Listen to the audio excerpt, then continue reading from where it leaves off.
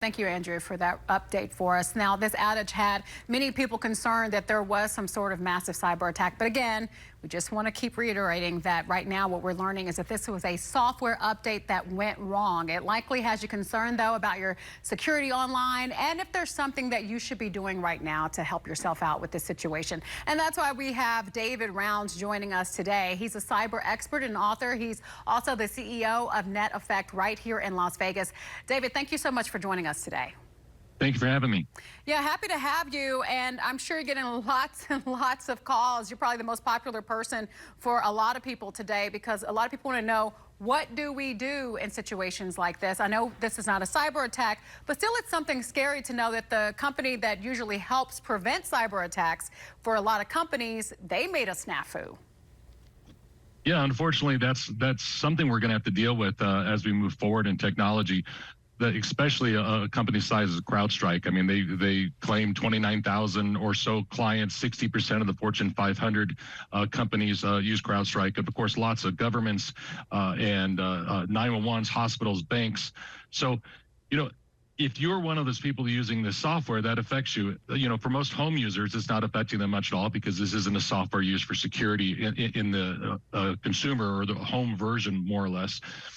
However, this could be done with any software. There's all sorts of softwares that are deployed through multiple machines, whether it's business or consumer, such as Adobe or things along those lines. Not that there's any problem with Adobe, but anything like that can have an update that can cause an operating system crash. If you think there's all sorts of different versions of Windows out there, there's all sorts of different versions of even the same version of Windows out there, and a coder or a application can't possibly account for all the different variations of software installed. So if, the question being, what do you do and how do you protect yourself? I think it goes down to the same thing you do for hurricanes and tornadoes or anything else like that, is have a backup plan for yourself.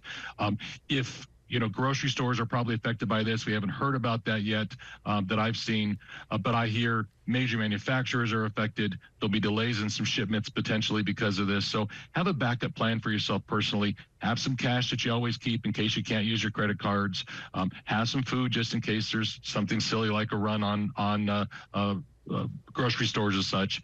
Other than that, it's all you can do is do your best to be cyber aware and do the best practices and keeping your own system secure, making sure you're entering your information in only in known websites if you get prompted, things like that. Thankfully, this doesn't appear to be a cyber attack. That would be really bad for the entire world, in my opinion, and something like CloudStrike. It's just a coding problem, and somebody's having a bad day at work, and whether or not they're still employed or not, it'll be interesting to find out. Yeah, I was thinking that same thing. Someone is in trouble, and it's really ironic that, again, it is CloudStrike, because I would imagine, since they're the ones who are supposed to help police cyber attacks and make sure that companies are safe, I would imagine that not only CloudStrike, but so many companies are doing software updates all the time. So the potential for something like this to happen, I would imagine it could potentially happen a lot, right? Yeah, most antivirus vendors or security vendors, they're updating their software, or at least parts of their software, sometimes several times a day or even several times an hour. Some of them in real time if new issues are discovered. So there is always a possibility for this. My suspicion is that this wasn't one of those types of updates. This was more of a content or a functionality update that directly interfaced with the operating system, and that's what's causing it. Those are done less often, but they're still done regularly often. Microsoft even puts out patches to their own operating system every second Tuesday of the month, I believe it is. It's called Patch Tuesday. So all software out there that's in today's world that's written in current technology standards is pretty much updated on a regular basis. So this could happen at any time. Hopefully there'll be some transparency afterwards, and we could figure out what's gone on with their QA processes or their quality assurance processes to make sure things like this don't happen again. And then other companies can learn from that to help prevent this in the future.